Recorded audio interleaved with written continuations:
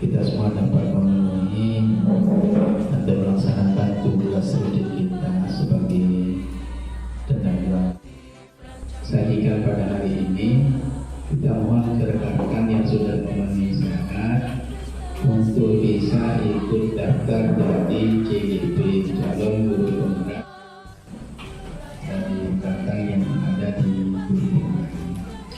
Oleh karena itu, kalau 3 saja teman kita guru penggerak sudah suasana perubahannya, saya bayangkan gimana kalau semua rekan-rekan bisa jadi guru penggerak. Sekolah terbaik di Lombok Utara adalah Sembedia Banten. Itu dilihat dari hasil ANBK anak-anaknya yang pertama, kemudian yang kedua dari banyaknya guru-guru penggerak di sekolahnya. Sekarang sudah 6 guru penggeraknya di SMP 3 Banten dalam keadaan sehat walafiat. Kemudian yang kedua, salawat dan salam tidak lupa tercurah kepada baginda alam Nabi besar Muhammad sallallahu alaihi wasallam kami di dalam merealisasikan aksi nyata kami, aksi nyata yang keempat di mobil 1.4, sehingga bisa kita bertatap muka pada pagi hari ini. Tata usaha yang sudah berkenan hadir, ya pas semestinya jam-jam istirahat ini jam-jam kita nganggur-nganggur, tapi alhamdulillah. Jadi ini bagian saya yang sampaikan, materi ke-5 dan ke-6 nanti Ibu Nur Hasanah yang sampaikan. Jadi di budaya positif ini ada 6 materi Bapak Ibu, dan itu kami bagi sama-sama 2 karena kebetulan di belakang kami di sini 3 orang. Baik Bapak Ibu yang saya hormati dan yang saya muliakan, ketika kita membahas positif, di sini Bapak Ibu saya mengutip perkataan dari Ki Hajar Dewantara. Jadi Ki Hajar Dewantara mengatakan ini terkait budaya positif Bapak Ibu. Izin berdiri Bapak Ibu. Jadi Ki Hajar Dewantara mengatakan kita tanaman padi, memberi pupuk dan air, membasmi ulat-ulat atau jamur-jamur yang mengganggu hidup tanaman padi dan lain sebagainya. Bapak Ibu yang saya hormati dan yang saya muliakan, kenapa Ki Hajar Dewantara mengambil analogi bahwa seorang pendidik itu tidak ubahnya seperti seorang petani? Lingkungan sekolah itu adalah lahan pertaniannya, kemudian padi itu adalah anak didik kita. Jadi Bapak Ibu, kalau kita melihat Pak Tani, jika Bapak Tani itu ingin melihat tanamannya tumbuh subur, tanamannya bagus buahnya, maka terlebih dahulu Pak Tani itu nanti akan memperbaiki kondisi lahannya. Nanti dia akan memperbaiki kondisi tanahnya begitu. Di samping itu nanti Pak Tani juga akan membersihkan tanaman tersebut dari tumbuh. Sebagai guru Bapak Ibu, sama Bapak Ibu ya. Jadi sebagai seorang guru kita sama seperti petani kita. Jika kita ingin tanaman kita subur, anak didik kita pintar, maka kita perbaiki dulu yang pertama adalah lahannya ya. Jadi lingkungan sekolah kita bentuk menjadi budaya positif. Sekolah diibaratkan sebagai tanah tempat bercocok tanam, sehingga guru harus mengusahakan sekolah jadi lingkungan yang menyenangkan, menjaga dan melindungi murid-murid dari hal-hal yang tidak baik Bapak Ibu. Kemudian dengan demikian karakter murid tumbuh dengan baik. Selama seseorang merasakan tekanan-tekanan dari lingkungannya, maka proses pembelajaran akan sulit terjadi. Kembali lagi ke budaya positif Bapak Ibu. Kemudian dengan demikian tugas kita sebagai seorang guru adalah bagaimana Anda menyimpan sesuatu yang berharga di tangan Anda, dan itu sangat berharga sekali bagi kehidupan kita. Kemudian tugas B ini adalah sebaliknya, mencoba dengan segala cara untuk membuka kepala tangan kita, tangan Anda ini. Jadi teman B ini boleh dengan cara membujuk, boleh dengan cara merayu, bahkan mungkin juga dengan kekerasan. Nah, apa maksudnya Bapak Ibu? Kita perhatikan sekarang. Yang pertama, jadi tidak. Yang pertama pertanyaannya, apakah Anda atau B akan membuka tangan kita? Atau yang kedua, apakah kita akan menggenggam sekuat tenaga tangan tersebut karena khawatir nanti sesuatu akan diambil oleh orang lain Bapak Ibu? Nah, coba kita perhatikan yang ketiga. Dalam kegiatan ini Bapak Ibu, sesungguhnya siapa yang memegang kendali mengontrol murid kita, maka secara otomatis anak itu akan jatuh mentalnya Bapak Ibu. Yang keempat, ilusi bahwa orang dewasa memiliki hak untuk memaksa. Nah, bisa tak orang dewasa memaksa Bapak Ibu? Bisa Bapak Ibu. Akan tetapi ini hanya dalam waktu jangka pendek Bapak Ibu. Ketika kita mau dendam dan emosi. Pada akhirnya anak itu akan menghindar, Bapak Ibu. Nah, coba mengubah orang agar berpandangan sama dengan kita, maka kita bisa memahami pandangan orang lain tentang dunia. Jadi tidak ada yang salah di dunia ini, begitulah kataannya begitu. Karena setiap tindakan itu memiliki alasan, begitu Bapak Ibu. Nah, di sini Stephen dan merupakan pembelajar sepanjang hayat, Bapak Ibu. Nah, ini untuk materi bagian saya yang pertama. Salah semua. Ini kedua. Yang kedua, Bapak Ibu. Jadi kalau ada pertanyaan nanti bisa disimpan, Bapak Ibu. Nanti Pak Wahyu yang jawab.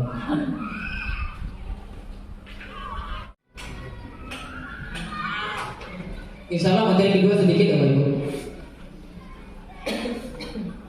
Mereka ini. Jadi untuk membentuk budaya positif, Bapak Ibu, kita harus paham teori motivasi, Bapak Ibu. Bisa membedakan apakah hukuman itu efektif, apakah penghargaan efektif, ataukah restitusi nanti yang paling efektif, Bapak Ibu. Nah, jadi teori motivasi, Bapak Ibu, ada 3. Jadi semua kita pasti tidak akan terlepas dari 3 hal ini, Bapak Ibu. Dalam bentuk pujian, ataupun dalam bentuk hadiah, atau hanya dalam bentuk tepuk tangan, Bapak Ibu.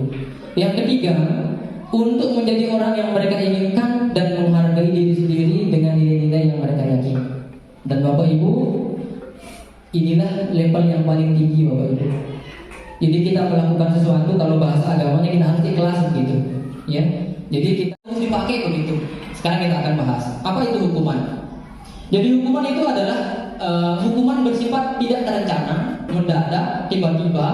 Kemudian hukuman bersifat satu arah dari pihak guru yang memberikan, dan murid hanya menerima suatu hukuman tanpa melalui suatu kesepakatan atau pengarahan dari pihak guru baik sebelum atau sesudahnya. Jadi Bapak Ibu, yang namanya hukuman ini dia mendadak sifatnya. Jadi bentuk hukumannya kita yang tentukan pada saat itu begitu. Kalau anak tiba-tiba terlambat, sini kamu lari keliling lapangan 10 kali misalnya. Sementara anak itu tidak tahu bahwasannya jika kita terlambat, konsekuensinya itu, dan tidak tentang keyakinan kelas. Sebelumnya saya ucapkan terima kasih atas kesempatan yang diberikan kepada saya. Alhamdulillah, walaupun suasana panas, ini badan saya agak turun, jadi dingin, Bapak Ibu, karena harus berbicara di depan Bapak Ibu guru semua, Bapak Ibu yang mungkin punya pengalaman lebih tinggi daripada saya mengenai hal ini. Laki-laki, jadi saya harus berdiri, Bapak Ibu. Karena kalau tidak berdiri, katanya saya bukan laki-laki. Jadi ini sudah ditentukan, ada aturannya, ada sanksi yang kurang baik daripada keyakinan kelas. Kenapa? Kalau peraturan sekolah itu di keselamatan. Kemudian mengapa kita memiliki peraturan tentang penggunaan masker dan mencuci tangan? Jadi kemarin ketika pandemi itu rata-rata semua menggunakan masker, kemudian ketika hendak melakukan sesuatu makan harus mencuci tangan terlebih dahulu. Apalagi dulu kita sudah menyiapkan hand sanitizer. Alasannya juga sama, untuk kesehatan dan keselamatan. Kesehatan, keselamatan itu adalah hal-hal yang kita yakini. Keyakinan kita adalah nilai-nilai kebajikan yang universal yang disepakati secara keyakinan kelas. Kalau keyakinan sekolah ya tinggal diganti yang dapat kita terapkan di sekolah. Mengapa keyakinan kelas? Mengapa tidak peraturan kelas saja? Yang nantinya bisa menumbuhkan motivasi kita. Kita yakin bahwa kalau kita pakai masker itu kita akan jalan terhindar dari bahaya. Maka akan timbul motivasi secara intrinsik. Motivasi dalam diri kita bahwa saya harus menggunakan helm. Jadi tidak sama dengan peraturan. Seorang akan lebih tergerak dan bersemangat untuk menjalankan keyakinannya daripada hanya sekedar mengikuti serangkaian peraturan tertulis tanpa makna. Jadi seperti itu, keluar atau termotivasi dari dalam diri kita atau secara intrinsik.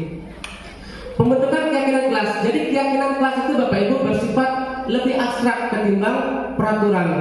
Jadi kalau peraturan itu sudah konkret, aturannya dilarang bermain di peraturan, nanti peraturan-peraturan itu yang akan ditempel, kemudian bisa diakses atau dibaca oleh warga sekolah yang lain.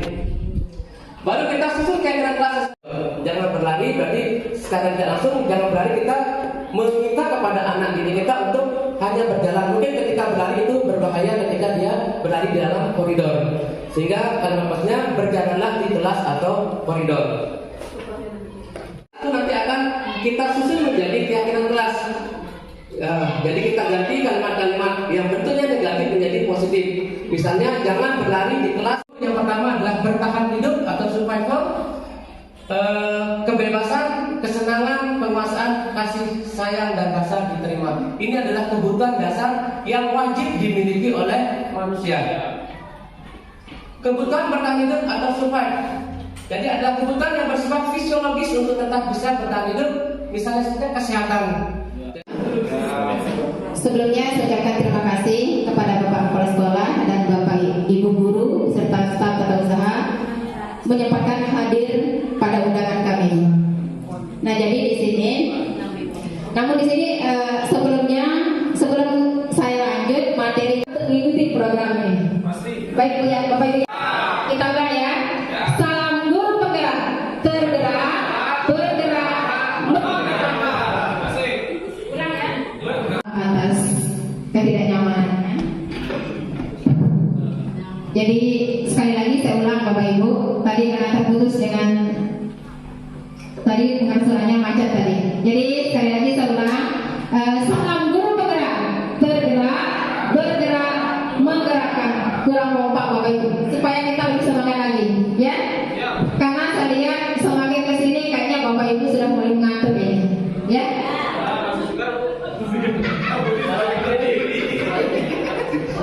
Baik Bapak Ibu, sekali lagi salam guru penggerak, tergerak, bergerak, menggerakkan.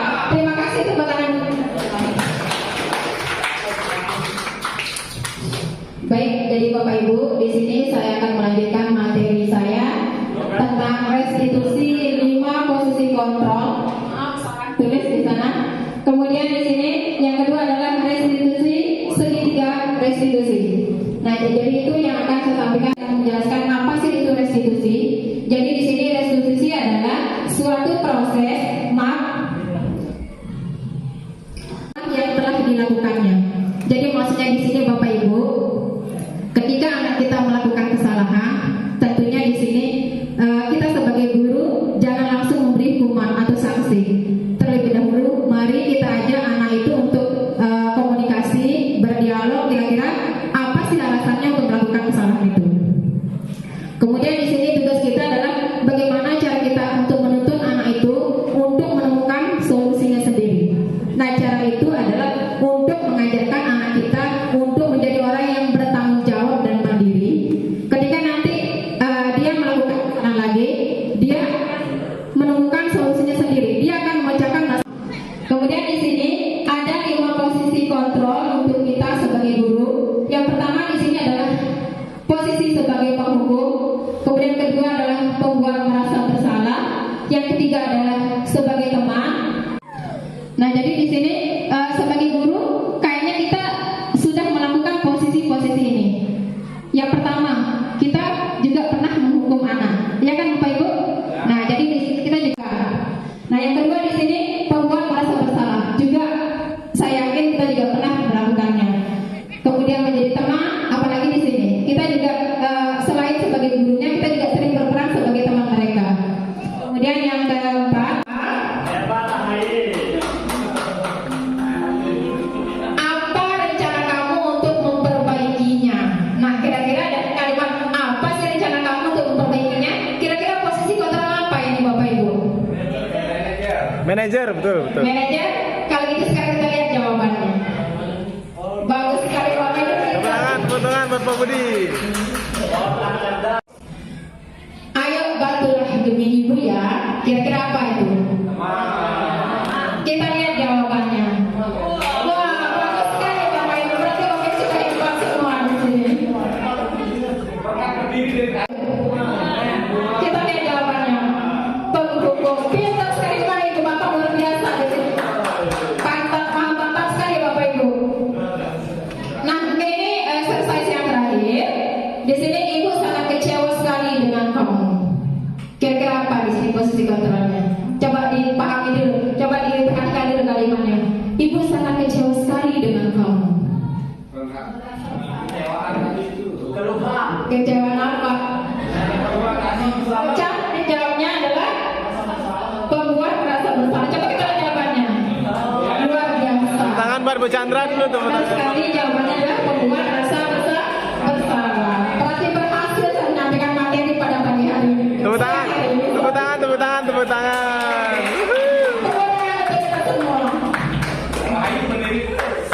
Di mana segitiga resolusi itu adalah suatu proses dialog yang dijalankan oleh guru agar dapat menghasilkan murid yang mandiri dan bertanggung jawab. Tadi sudah juga saya jelaskan, Bapak Ibu tidak boleh saya jelaskan, adalah menanyakan keyakinan. Nah, di sini apa sih maksud dari ketiganya? Sekarang kita akan jelaskan. Saya akan jelaskan. Jadi menstabilkan identitas itu yaitu mengubah identitas anak dari orang yang gagal menjadi orang yang sukses. Nah, sekarang di sini kalimat-kalimat yang bisa kita gunakan. Atau di sini maksudnya adalah bagaimana kita ketika melakukan kesalahan itu kita mampu untuk meyakinkan dia bahwa kesalahan itu adalah hal yang sangat wajar, ya. Nah, jadi contoh pertanyaan di sini adalah berbuat salah itu tidak apa-apa. Kemudian tidak ada manusia yang sempurna. Kemudian ibu juga pernah melakukan kesalahan. Kemudian di sini yang keempat, ibu tidak mencari siapa yang salah, tetapi ibu mencari solusi dari permasalahan ini. Kemudian yang terakhir adalah kita bisa, itu tentu ada alasannya, ya. Jadi ketika melakukan kebaikan ada alasannya, ketika melakukan kesalahan juga ada alasannya. Contohnya, mungkin di sini ketika si A mengejek si B, tentunya apa sih alasannya untuk mengejek itu? Mungkin hanya untuk kebutuhannya. Kamu pasti punya alasan kenapa kamu melakukannya. Kemudian di sini, padahal kamu bisa melakukannya lebih buruk dari ini. Jadi itu contoh dari tindakan validasi yang salah. Kemudian di sini menanyakan keyakinan kelas. Nah, teori kontrol yang menyatakan bahwa kita pada dasarnya termotivasi secara internal. Nah, di sini apa saja yang menyatakan tentang menanyakan keyakinan? Tahu tidak apa keyakinan kelas kita? Kemudian nilai-nilai keyakinan kelas apa yang sudah kita sepakati bersama? Kamu mau jadi orang seperti apa? Nah, jadi seperti itu Bapak Ibu. Kemudian di sini ada video contoh penerapan segitiga restitusi. Bagaimana pemampu cara memutarnya? Mohon bersabar Bapak Ibu.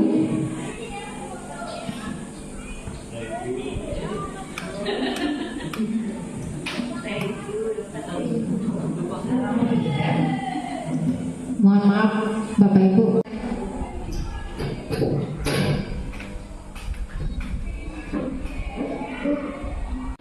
Siapa yang bisa menjawab itu apa sih? Oke. Kenapa tadi?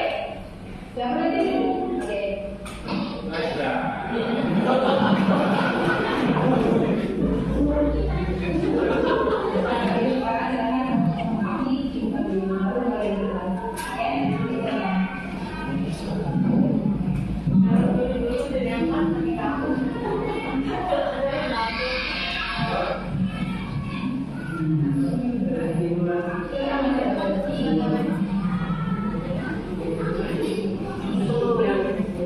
Nggak baca sebelumnya lucu,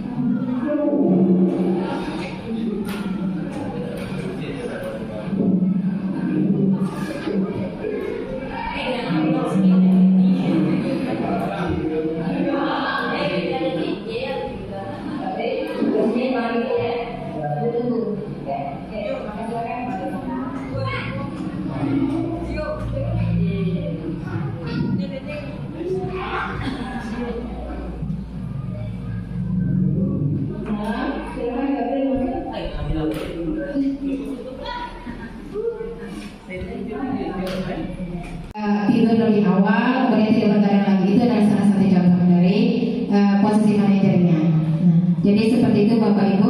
Mungkin sebelum saya tutup, mungkin ada pertanyaan.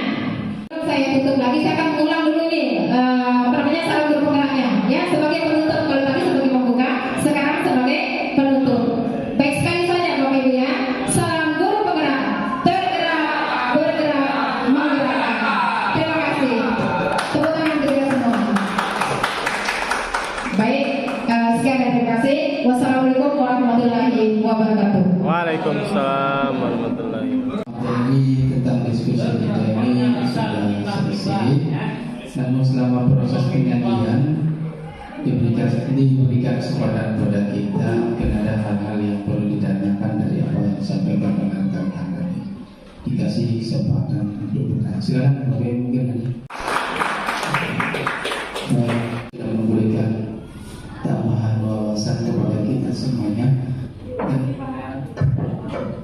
Dan tentu Bapak Ibu sekalian, wawasan yang dikasih ke kita ini, ilmu yang dikasih ke kita ini tentu tidak lebih manfaat